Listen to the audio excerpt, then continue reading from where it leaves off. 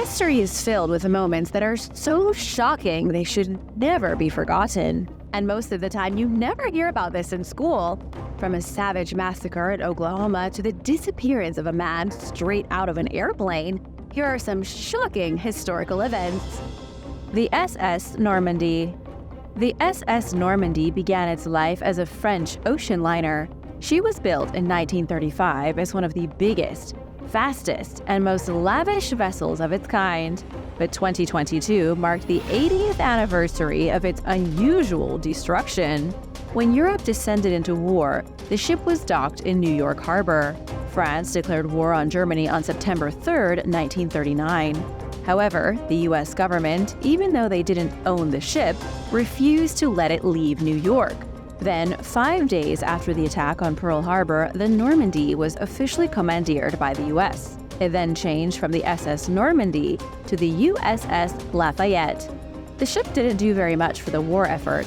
On December 27, 1941, the ship was transferred to the U.S. Navy, who immediately began work converting the luxury liner into a troop transport vessel. They never finished the job, though. Sparks from a welding torch ignited a stack of life jackets on the ship. There was a fire suppression system on board, but it had been disconnected for the conversions. When New York City firefighters tried to put out the fire, they couldn't connect their hoses to the French connections on the ship. There was nothing anybody could do but watch as the formerly known SS Normandy burned, and sadly it remained unusable and smoldering in the harbor for the rest of the war. And now for a quick break because it's shout-out time! I want to give a big thank you to Kayota Izuma and Edwin Crane. Thanks so much for watching and supporting Origins Explained. If you are new here, be sure to hit that subscribe button and join the family. The Oage Murders. One of the most shocking tragedies that was ever committed against a Native American group in the 20th century was the Oage Murders. In the 1920s, a group of powerful businessmen in Oklahoma plotted to steal all the wealth of the Osage Nation. But how did they go about doing it? Well, they did it with help from the state of Oklahoma, legal loopholes, and cold-blooded murder. The story begins in 1865 with the Osage Nation negotiating a treaty. The treaty allowed them to purchase their own reservation in northern Oklahoma. A few years later, oil deposits were discovered on that reservation. This was going to make the Native Americans extremely rich. So naturally, the U.S. government tried to step in and take ownership of the land once the oil was discovered. It didn't work though. The law upheld its position and black gold started flowing into the Osage Nation. But then they got too rich. The government stepped in again and decided that the Native Americans needed guardians so that they wouldn't waste their money. The court then appointed their own guardians, essentially giving the Native Americans prominent white citizens to care for their cash. And this led to what's known today as the Reign of Terror. This system was put in place, kind of like the same system that exists for elderly people. If someone was deemed incompetent, their guardian could step in and take control of their money. This still happens all over the country, but in the 1920s, things got violent. The guardians decided it wasn't enough to skim money off the top. They wanted complete rights to the oil. So, in 1921, the killing started. A man named William Hale came up with a plot. He had his nephew Ernest marry an Osage woman named Molly Kyle. This got William's family legally into the money. Then they went about murdering Molly's whole family one by one. It started with Molly's sister Anna and continued with her mother, who was poisoned. Her cousins, aunts, and uncles were all brutally murdered. And this wasn't the only family that was taken down either. Estimates claim that between 1921 and 1926, 60 Osage Nation people were slaughtered so that their guardians could take their oil money. People were killed by poison, some were run over by a train. There were even families that were hit by nitroglycerin bombs. It took some time, but the FBI finally got involved. J. Edgar Hoover was the man leading the Federal Bureau of Investigation. After a long and grueling 2 years involving multiple undercover agents, William and his nephew Ernest were convicted of murder. Both of them were sentenced to life in prison. And miraculously, Molly Kyle survived, though the rest of her family wasn't so lucky. The Kentucky Meat Shower. One of the weirdest rainstorms ever recorded happened at roughly 11 a.m. on March 3, 1876. In the small community of Bath County, Kentucky, it started raining meat. It was the Kentucky Meat Shower, a bizarre historical event that might have been real but might have also been a hoax. Mrs. Crouch is the protagonist of this story. She was sitting on her porch, minding her own business, casually making soap. Then, out of nowhere, meat started raining down on her head.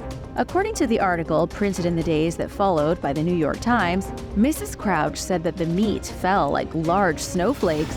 A few men showed up at her farm to taste the meat because what else do you do in a meat shower? They believed that the raw meat tasted like mutton or venison. The family cat ate well that night, and scientists even managed to stop by and collect some samples before it was all gone. The samples were kept in a museum and have been tested by modern scientists. The test confirmed that yes, the meat is real. What rained down upon Mrs. Crouch's farm were bits of muscle, lung, and cartilage. But where in the world did the meat come from? There are a lot of theories, but it's a mystery that scientists have never been able to solve. One theory is that somebody was knifed to death and then a tornado picked up their innards and threw them onto Mrs. Crouch's property. Another theory is that a vulture flew by and vomited on her porch. Wife auctions. In 1847, George Ray headed to the nearest market with his wife. But they weren't going Christmas shopping, and they certainly weren't buying groceries. George was taking his wife to the market so that he could sell her to the highest bidder. In 1847, you didn't just get divorced in England, you sold your wife to somebody else in an auction. So George's wife stood there as people in the crowd shouted their bids, and the big money spender was William Harwood. He gave a single shilling to George, then put his arm around George's former wife and walked off into the crowd. He'd just bought his very own wife. Even though she was used and not too impressed with the situation, he purchased her for quite a bargain. This sounds ridiculous, and you might think I'm joking, but wife auctions were a harsh reality between the 17th and 19th century. Divorce, especially in lower-class Britain, was extremely expensive. The cost-effective solution to a divorce was to sell your wife and at least make a shilling out of it. But where might one have gone 150 years ago to sell their wife? Or for that matter, to purchase a wife? You could go to the market, a local tavern, or even the fair. Historians have no idea how exactly the custom started, but they know it was hugely popular. The husband would just get a local crier to yell the news everywhere. In Victorian England, divorce was only permitted if the husband or wife could prove life-threatening cruelty or adultery. Even then, a divorce would cost thousands of pounds, whereas selling could at least get you some cash. In marriage during that time, women had almost no rights, and in wife auctions, the husband had most of the advantages. I should mention that historians say that not all wife sales were horrible things. Most often, the wife was being sold to a man who was already her lover. It was a legal loophole so that both parties could move on. Though, of course, sometimes the sales weren't so cordial. Widow burning. There is a horrendous practice that's still being carried out in India today. The practice of a widow ending her own life at her husband's funeral is one of the most controversial historical practices in South Asia. Some call it a funerary ritual. Others call it a barbaric act of unspeakable evil against women. The practice is technically banned, but it's never disappeared. To understand the practice, it's important to know a little bit about Hindu mythology. In Hindu myth, the goddess Sati was married to Lord Shiva, the big-time god like the Hindu version of Zeus. Sati's father disapproved of the union because he hated Shiva. So, in an act of rebellion, the goddess set herself aflame. Her last wish was that she would be reborn as Shiva's wife, and her wish was granted, and she was reincarnated as Shiva's wife, renamed Parvati. It was this myth that early Hindus used to justify the practice of widow burning. In ancient customs going back thousands of years, widow burning was seen as the natural end to a marriage. If the woman's husband died before her, she was expected to uphold her honor by laying down with him upon his funeral pyre so that they might journey into the afterlife together. Women who refused were typically tied up and burned alive. There are some historical accounts of this happening. In the 17th century, explorer Jean-Baptiste Tavernier wrote his first-hand account of witnessing such traditions play out. Jean-Baptiste claimed that in some regions, a small wooden hut would be built, On one occasion, he saw a widow walk into a hut and sit down with her deceased husband before the hut erupted into flames. In other regions, he witnessed a pit be dug and filled with flammable material. Then a widow would jump into it like she was leaping into a flaming pool. The very last way the tradition played out, and it's honestly hard to say which was worse, was that the widow would be buried alive with her husband. In India, the act of burying widows alive was only officially banned in 1987. The Man from a Parallel Universe. On a hot summer day in July of 1954, a businessman arrived at Tokyo's Haneda Airport. When the authorities checked his passport, they were surprised to see that he came from a country that didn't exist. His passport said that he hailed from a nation called Taured, yet there is no place on the planet that holds that name. So this mysterious businessman may have come from a parallel universe. Let's start with his documents, because the obvious answer is that this guy had forged a fake passport. However, his documents looked legitimate. He also had stamps, real stamps, from other countries he'd visited. When grilled by Japanese authorities, he calmly explained to them that Taured was a small country in Europe, between France and Spain. He was even able to point it out on a map. But what he was actually pointing to was the Principality of Andorra. When the Japanese explained this to him, he supposedly grew furious and confused. He insisted that the country of Taured had existed for over 1,000 years. It was a weird situation in a time before the internet, less than a decade since Japan had a nuclear bomb dropped on them. Unsure of what to do, the authorities took the stranger to a hotel. He was placed into a room several floors above ground, and the door was locked and guarded. There was no balcony and nowhere for him to escape, but when the authorities opened the door to get him in the morning, he was gone. You're likely wondering just how real this story is, but unfortunately I can't provide you with any irrefutable evidence. That's mainly because there is no evidence any of this ever happened. It's one of the most famous urban legends spoken of for decades. Maybe there really was a man from another universe. Or maybe he just came from an alternate dimension. But more likely, this story was inspired by John Allen Kuchar Zegras, who arrived in Japan with a phony passport in 1959. It's hard to say which of these two stories started first, but it's now quite the legend, and people use this story as a way to explain a parallel universe and time travel. What do you think? Let me know in the comments. Alfred Lowenstein.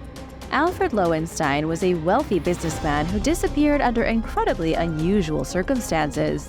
To this day, nobody has any definitive proof of what exactly happened to Alfred, other than that he disappeared from an airplane and died. It was a vanishing act that was so incredible that even Houdini would be impressed. On July 4th, 1928, Alfred arrived at Croydon Airport in England. Everybody at the airport knew who he was, as Alfred was a wildly famous entrepreneur. People even referred to him as the richest man in the world. He then got on his private plane, which would be taking him from the English coast to Brussels, where he lived happily with his wife. The conditions that day were very nice for flying. The sky was clear, so the pilot was confident that it would be a smooth ride home. In total, there were 7 people on his private plane. There was Fred Baxter, Alfred's valet, and Arthur Hodgson, Alfred's secretary, as well as his stenographers, Eileen Clark and Paula Beidelin. Then in the cockpit sat the pilot, Donald Drew, along with the mechanic, Robert Little. The plane took off just after 6 p.m. For the first half of the flight, Alfred was working on some notes. Then he went into the toilet compartment. 10 minutes went by and Alfred was still in the bathroom, so his valet, Fred Baxter, knocked on the door. But he got only silence in return, detecting zero motion from the inside. Fearing that Alfred had become ill or passed out, Fred forced the door open, and inside the compartment, Alfred was nowhere to be found. The plane made an emergency stop at a beach with the crew and passengers in hysterics. Nobody understood what happened, and Alfred's body wasn't discovered for another 2 weeks. The autopsy revealed that he was alive when he hit the water, but how he slipped out of the toilet compartment and out of the plane entirely has never been explained. It's been suggested, though, that his wife secretly conspired with his valet and secretary to have him murdered. The Drunk Moose. In the 16th century, Tycho Brahe was a renowned astronomer. He made incredible contributions to the science of astronomy, though he was quite eccentric. He didn't have a loyal dog or a house cat for a pet like most people. Instead, His animal friend was a drunk moose. You likely don't know anybody with a pet moose, and for good reason. Moose are wild animals and can be extremely unpredictable. They also don't fit in very well in a residential setting, considering a moose can't exactly fit through the front door of most buildings. Nonetheless, Tycho Brahe came across a moose, and the two formed an almost unnatural attachment. It would walk around the estate with Brahe as the scientist pondered the mysteries of the universe. Guests to his estate were shocked that the astronomer and the moose mingled together like old friends. But oddly enough, the moose was also fond of alcohol. It would gulp beer in vast quantities, much to the delight of Brahe's guests. The moose would get so drunk that it stumbled around the castle, knocking over furniture and bumping into the walls. Sadly though, having a drunk moose around never ends well for anybody. After getting the moose especially drunk one day, the moose lost its footing and tragically fell down the stairs, dying from its injuries. Tycho Brahe was a fantastic scientist, but he was a pretty poor pet owner. Thanks for watching! Be sure to stay tuned for extra content you might have missed. Leatherman. For over 30 years during the late 19th century, a vagabond known as the Leatherman repeatedly walked the same 365-mile circuit between the Connecticut and Hudson rivers, completing the journey every 34 days. He stayed in rock shelters, locally nicknamed Leatherman Caves, and stopped at various towns along the way for food and supplies. But who was this mysterious man? The Leatherman was known for his handmade head-to-toe leather suit, which weighed 60 pounds and was made from old boot tops that he sewed together. The transient was thought to be of French or French-Canadian origin, but to this day, nobody truly knows who he was or where he came from. An 1870 news article stated that the Leatherman barely spoke, only occasionally uttering monosyllables and communicating with gestures and grunts. He was fluent in French, but used broken English on the rare occasion that he felt like saying something. Even if the Leatherman could talk, it was clear that he preferred not to, especially regarding his past, which he refused to answer questions about. In addition to not knowing the man's identity or origin, nobody knew how he made money. Despite this, they grew to accept the vagrant. In certain Connecticut towns, they knew when to expect him and had food ready for him upon his arrival. He was even exempt from the state's anti-transient laws in several towns. The Leatherman was forcibly hospitalized in 1888, where he was found to be emotionally disturbed but sane and was released. He died in one of his cave homes the following year from cancer of the mouth, most likely caused by tobacco use, and was buried in Ossining, New York. His headstone identifies him as Jules Bourglet, but this has since proven to be false. In 2011, archaeologists exhumed the Leatherman's grave in an attempt to learn more about him. Oddly, they were unable to find his remains, ruling out the possibility of taking a DNA sample and deepening the mystery of who he was and why he chose to live the way he did. This man remains a complete mystery. Slovenian War Hero. Born to a working-class family in Yugoslavia in 1925, Albina Malihosevar became a resistance fighter at just 16 years old. She was one of 8 siblings and went to work at a young age, helping to support her family after her father died in 1934. When Axis forces conquered Yugoslavia in 1941, Albina joined the National Liberation Army, an anti-Nazi resistance movement. There was a Slovenian branch within Yugoslavia known as the Slovene Partisans, which organized into guerrilla units and later as an army. Their enemies were whoever was occupying Slovenia, as the invading powers of Germany, Italy, and Hungary would then arrest and imprison the Slovenian people, forcing them to live and work in concentration camps. The young woman was wounded twice when she was 17. In 1943, right after turning 18 years old, she was wounded again by an exploding mine. Her injuries left her face permanently disfigured, but Albina nevertheless continued serving in the war effort for another 2 years, working as a nurse until the war ended. She went on to live a fulfilling life, passing away at age 75 in 2001. Today, Albina is considered a national hero of Slovenia, which was part of the Socialist Federal Republic of Yugoslavia before it broke up. In recent years, retouched images of the brave fighter without her facial injuries have circulated online, offering a glimpse of what Albina may have looked like before she was wounded. And now for number 7. But first, want to say a big thank you to Ducky Queen and Hunter Boy. Shout out to you both, and thank you for supporting this channel. If you are new here, be sure to subscribe before you go. We have all kinds of videos coming up. The Hindenburg. In the 1930s, Zeppelins, or hydrogen-filled airships, were the future of air travel. The Hindenburg was a German commercial passenger-carrying airship and the largest aircraft of its type ever built, measuring 804 feet long. It carried passengers between Germany and the United States at a cruising speed of 84 miles per hour. The luxurious airship had a bar, a smoking lounge, and even cabins. However, during the second of its 10 scheduled transatlantic flights, the Hindenburg made its final approach to the Lakehurst Naval Air Station in New Jersey, with plans to make a high landing, which involved winching the vehicle down from a high altitude, something it had only done once before. At some point during this process, the airship burst into flames. 35 of the 97 people aboard, including 13 crewmen and 22 passengers, lost their lives in the explosion. The last known photo of the Hindenburg was taken as it made its way to the Garden State, which served as its final resting place. After the disaster, people were understandably afraid of traveling via airship, abruptly ending the vehicle's era. The incident was officially attributed to the ship having a hydrogen gas leak, which interacted with a discharge of atmospheric electricity, although some speculated that an anti-Nazi act of sabotage was carried out on the ship. George Mallerie and Sandy Irvine. Mountaineers George Mallerie and Sandy Irvine vanished from the northeast ridge of Mount Everest during the 1924 British Mount Everest expedition. They were last seen about 800 feet from the summit before they disappeared from sight. This is the last known photo ever taken of Mallerie and Irvine before their unsuccessful climb. For the next 75 years, nobody knew what happened to Mallerie. In 1999, climbers discovered his body laying face down while filming a BBC documentary. His remains were remarkably well preserved due to the constant freezing temperatures on the mountain. Irvine's body has never been found, but experts believe that the pair fell to their deaths. There is a severed rope around Mallerie's waist, indicating that he likely tumbled down the ridge, breaking one of his legs on the way down. His uninjured leg was found crossed over the broken limb, suggesting that he was alive for a brief period after the fall and attempted to protect his injured leg. Although Irvine's body remains missing, his pickaxe was found near Mallerie's remains. It's unknown whether the two men were tied together when Mallerie fell, how he managed to cut the rope before descending to his death, and why Irvine's body was not discovered nearby. The team who discovered Mallerie was hoping that he was carrying a camera, but they never found it. So they think that Irvine must have been carrying it.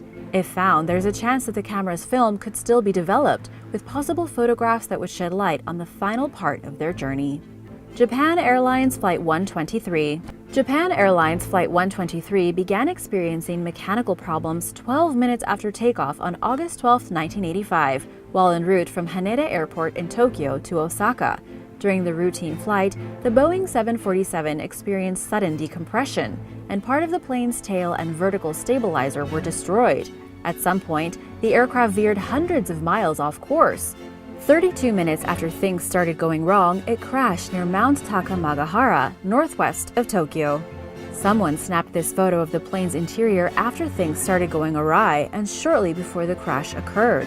The image, taken by an unidentified passenger, captures the chaos that was going on inside the cabin after passengers' oxygen masks were deployed.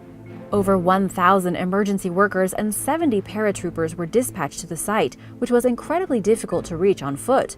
All 15 crew members died, and all but 4 of 509 passengers died, making it the deadliest single aircraft accident in aviation history. Some initially survived the crash but passed away from their injuries afterward. From her hospital bed, survivor Yumi Ochiai said that she could hear survivors screaming and moaning throughout the night, but that the noise gradually quieted as they succumbed to their injuries. Investigators concluded that Boeing mechanics had performed a faulty repair job in 1978 after the plane was involved in a tail strike accident. Joseph Avery. One day in July 1854, a man named Joseph Avery and 2 other men were working on a dredging boat on the Niagara River, supposedly while drinking. Not surprisingly, they lost control of the boat amid the river's strong current, and it smashed into a rock. An oar broke and the river swept Avery's 2 companions over the falls to their deaths, but he managed to cling to a log stuck between 2 rocks for 18 straight hours, holding out hope that someone would be able to save him as shocked tourists watched. Finally, a rescue vessel reached the man, but once he climbed aboard, the boat capsized almost immediately, launching Avery back into the river. The Niagara Frontier described the man's terrifying last moments. Throwing his hands up in surrender, Avery let out a final scream, fell backwards into the water, and was swept to his death over the American Falls. This daguerreotype, an old type of photograph that was widely used during the 1840s and 50s, shows Avery clinging to the log as the rapid current rushed past him. Taken by a photographer named Platt D. Babbitt, the image was featured in news articles covering his tragic death. Archduke Franz Ferdinand. June 28, 1914, sparked the beginning of World War I. On that day, Archduke Franz Ferdinand, the heir to the unstable Austro-Hungarian Empire, and his wife, Countess Sophie Chotek, were on a trip in Sarajevo in an open vehicle. Someone snapped an image of the couple before things went south. On that fateful day, there was a series of assassination attempts, starting when a black package landed on the open hood of his car. The Archduke grabbed it and tossed it out, and the package exploded under another car, injuring several people that were part of the imperial entourage. The perpetrator was a 20-year-old native to Herzegovina and a member of the Serbian Orthodox faith. He fled the scene by jumping off the bridge into the river but was ultimately captured. After the close call, the Archduke reportedly tried convincing his wife to retreat to a safe place, but she refused to leave his side. Minutes before their deaths, someone captured an image of them leaving the town hall. Shortly thereafter, the car driver took a wrong turn and pulled to a stop, where the couple was shot dead by 19-year-old Gavrilo Princip, a Bosnian Serb intent on ending Austro-Hungarian rule in Bosnia and Herzegovina. Today, his legacy is hotly debated. Was he a terrorist or a national hero? Regardless, his actions and the deaths of the Archduke and Duchess became a powerful historical symbol. Their bodies were sent back to Austria. Meanwhile, Princip attempted to commit suicide but failed when his pistol was wrestled out of his grasp.